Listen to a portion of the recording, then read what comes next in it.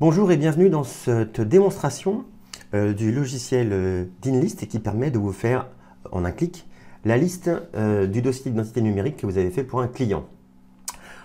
Donc voilà, ici j'ai un dossier numérique, on va dire standard, de A à Y, avec tous les documents que j'ai à l'intérieur, que j'ai précédemment évidemment fait. Donc j'ai besoin de faire la liste de tous les documents qui sont à l'intérieur de ces onglets, ce qui peut être excessivement long. Donc je lance le logiciel et je vais ensuite choisir le répertoire. Voilà, donc je prends celui-là, le dossier numérique de l'opération. Ici, je mets le nom de l'opération. Si je veux mettre là un logo, eh ben, je change le logo, je mets le logo que je veux. Et ensuite, j'appuie ici pour créer la liste. Voilà. Donc là, on a la liste qui s'est faite automatiquement en fonction de l'arborescence du répertoire du dossier numérique, avec la date et la taille. Ici, en fait, ce sont les noms du fichier, avec ici une petite lettre qui est rajoutée. Alors, si vous avez un classement A à Y, vous pouvez le cocher et vous créez la liste, et là, ça vous enlève le petit A qui est devant.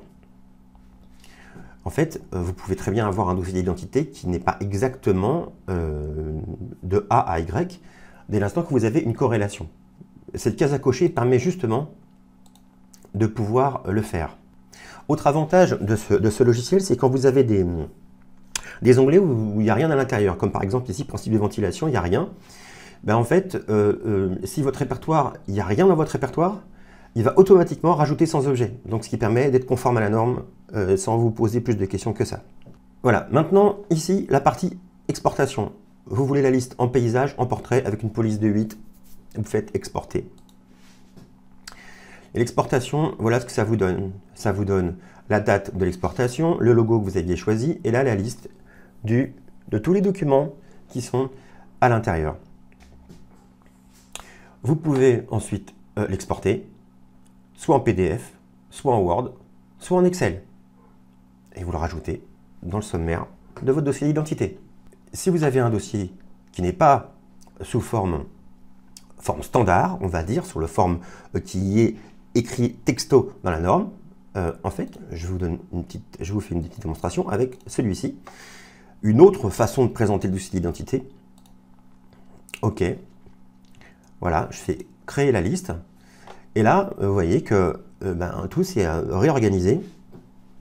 La liste s'est réorganisée. Vous voyez là, ZDZS. Là, j'ai le petit d qui correspond à la norme. Donc, j'ai la conservation de la corrélation qui est demandée dans la 932. Hein, si j'enlève ça, j'ai plus la corrélation qui est demandée par la 32. C'est pour ça que j'ai fait cette petite case à cocher.